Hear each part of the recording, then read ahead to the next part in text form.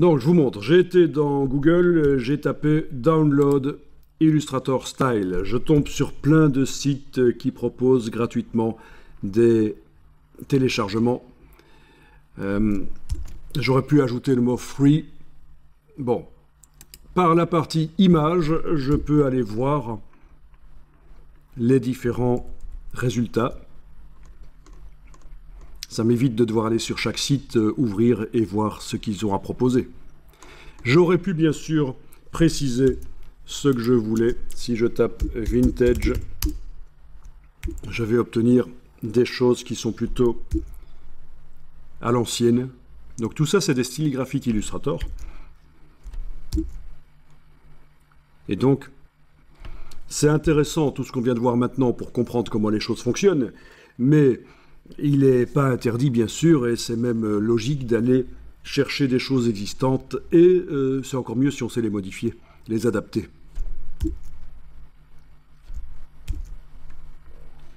Voilà, bon. Alors, il se trouve que parmi toutes les choses qui étaient proposées, là j'ai retiré le mot vintage, parmi toutes les choses qui étaient proposées, je suis allé cliquer sur celle-là,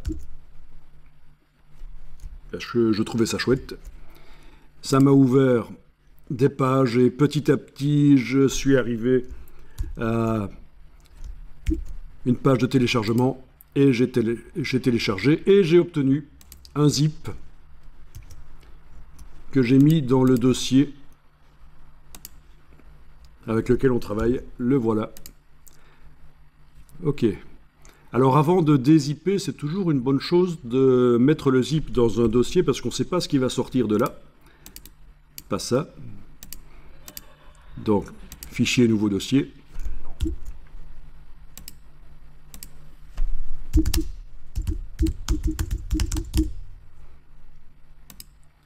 Je le mets dedans.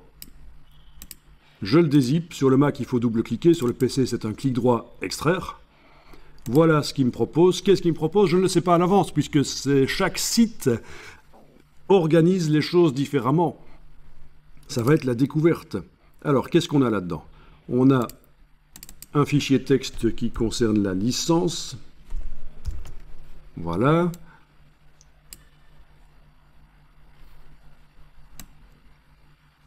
Donc, ok. Il faut se méfier un peu du texte ici.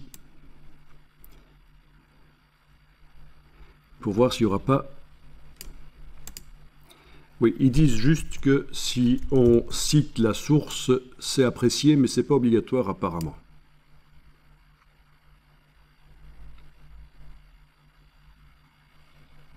Il n'y a pas d'attribution, donc on est en Creative Commons sans attribution. Voilà, bon, il faut aller voir tout ça, évidemment, avant d'utiliser.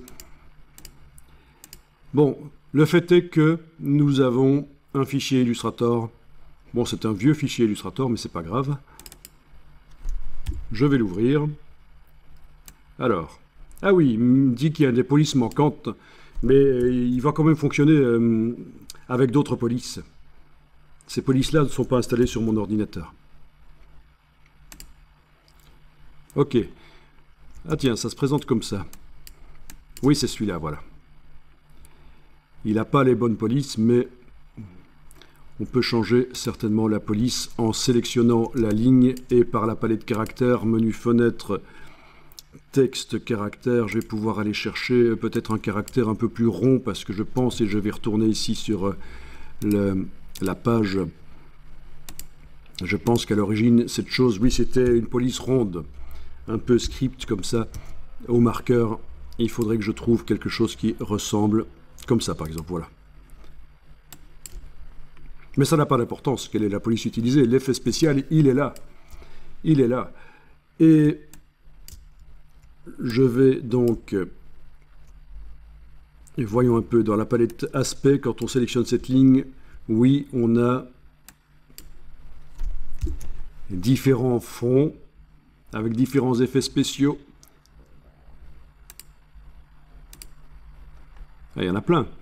Différents contours aussi en dessous, avec des valeurs, des couleurs. Bon, tout ça est bien complexe.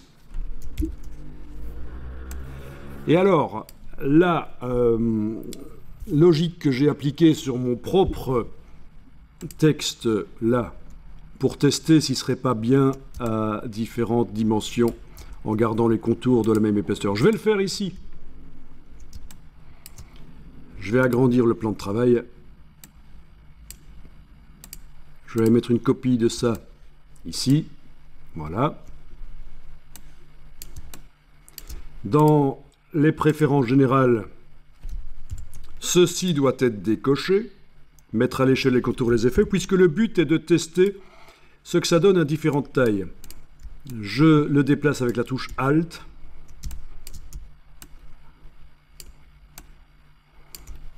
Voilà. Je le redimensionne avec l'outil de transformation manuelle Shift et Alt. Voilà. Je le redimensionne celui-là aussi. Un peu moins. Voilà. Celui-là, je vais peut-être l'agrandir. Voilà. Et là, il faut que je décide quelle est la meilleure version parmi tout ce que j'ai obtenu là. Donc, on est d'accord, les épaisseurs, les décalages, les effets de transformation, tout ça sont les mêmes sur chacun des objets. Et comme ils sont à différentes tailles, ça donne un résultat différent. Je vais ici, dans les préférences générales, recocher, mettre à l'échelle les contours et les effets, et je vais les redimensionner pour qu'ils aient tous la même taille. Mais cette fois-ci, les effets se redimensionnent.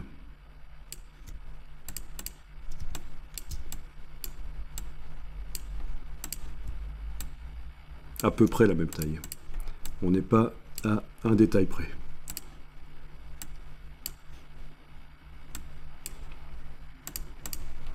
Voilà, et c'est là qu'il faut décider.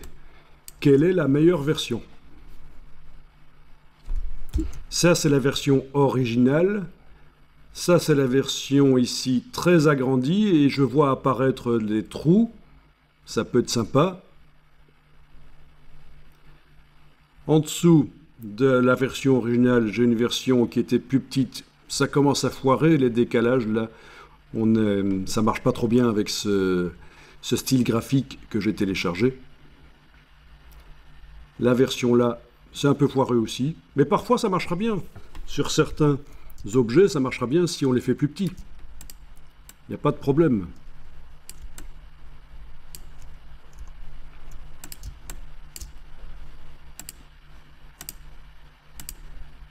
Sans mettre à l'échelle les contours et les effets. Voilà. Ben voilà, celui-là, ça marche pas trop mal quand on fait plus petit.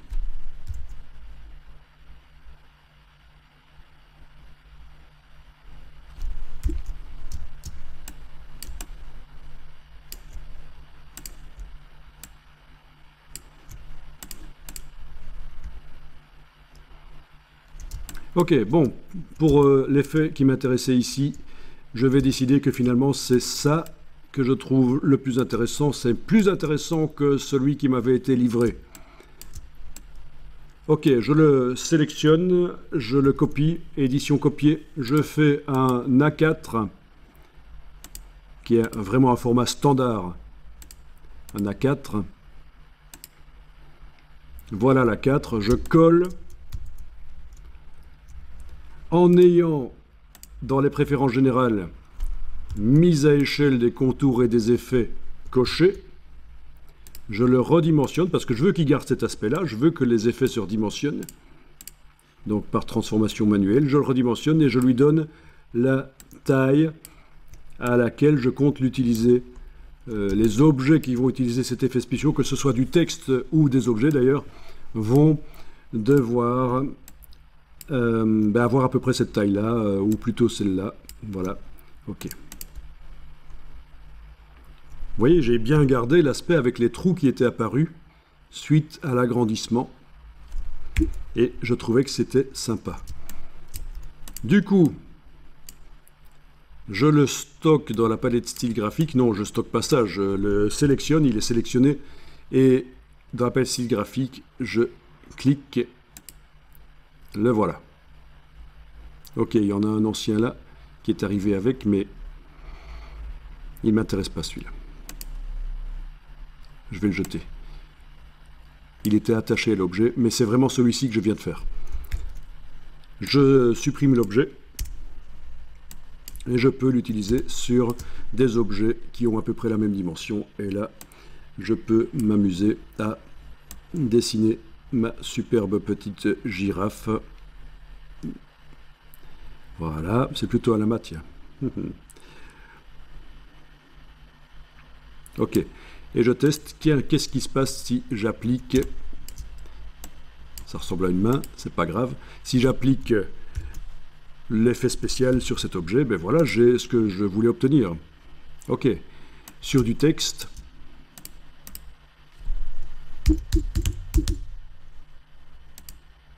qui a à peu près la dimension prévue, voilà ce que ça donne. Voilà. Donc vous voyez la logique. Il ne faut pas se contenter du style graphique que vous êtes allé chercher. Il faut vraiment l'adapter, tester. Vous allez parfois obtenir mieux, en fait. Ouais, vous allez parfois obtenir mieux. On va essayer de réparer cette pauvre bestiole. Quand même. Ok.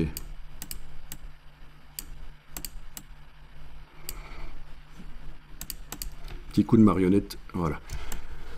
Ok. Donc,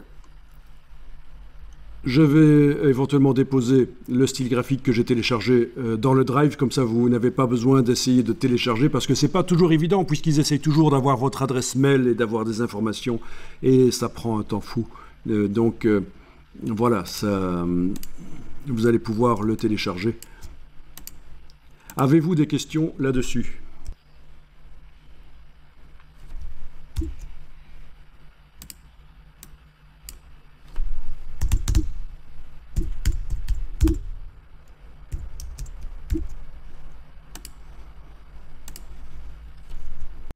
Alors, quelque chose que j'aimerais vous montrer, c'est ceci. Je vais ouvrir les fichiers récents, réouvrir un ancien travail.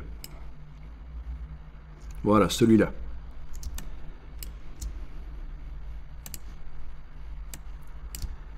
Je voudrais pouvoir tester sur ce genre de forme, ici, voilà, les trois formes que je viens de faire avec l'outil géométrique et que je sélectionne en les englobant là. Je voudrais pouvoir leur appliquer le style que j'ai obtenu sur mon autre dessin ici.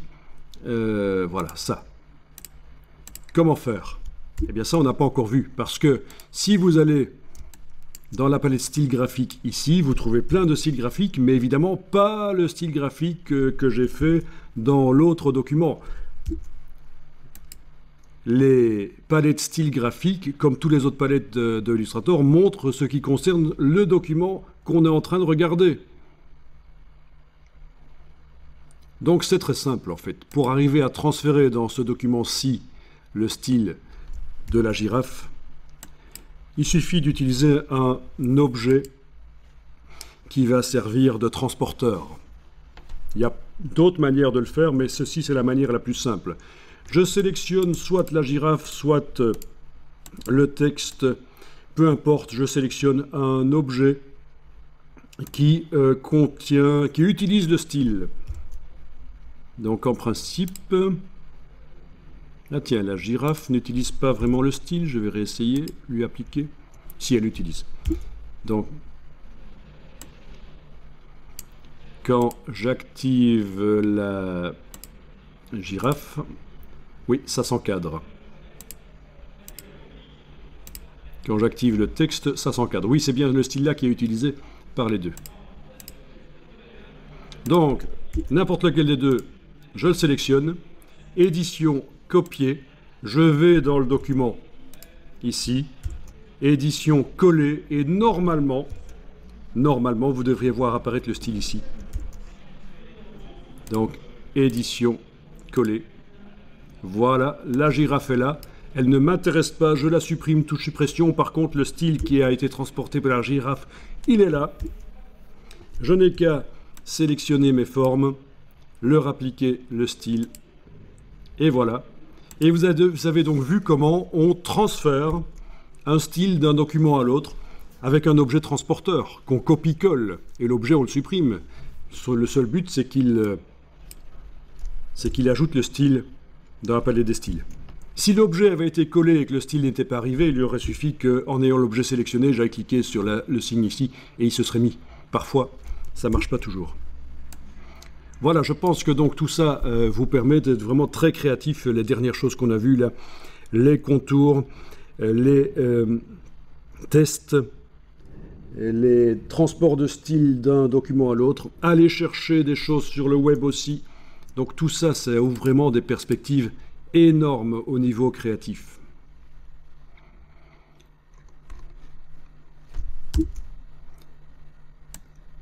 Sur le web, vous avez aussi pour Illustrator des brushes. Mais ça, on n'a pas encore étudié les brushes. Voilà, ça c'est une brush par exemple, la corde.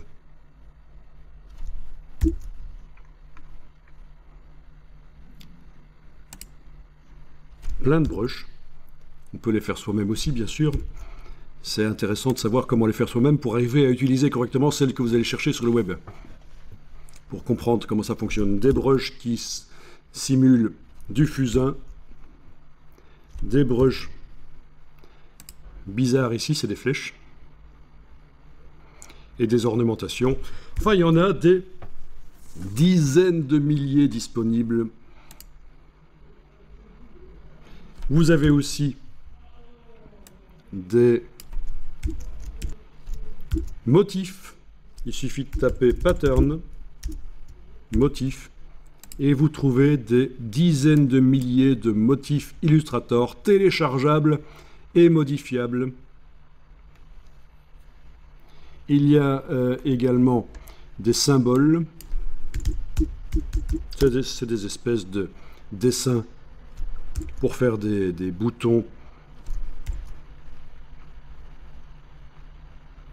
Des boutons d'interface web. Des clip art, des widgets, en fait, voilà, des symboles. Qu'est-ce qu'il y a d'autre disponible? Des dégradés, mais c'est moins intéressant parce qu'on peut les faire facilement soi-même. Gradient. Mais il y en a aussi plein à télécharger. Voilà, tiens, des dégradés qui font des simulations de dorures.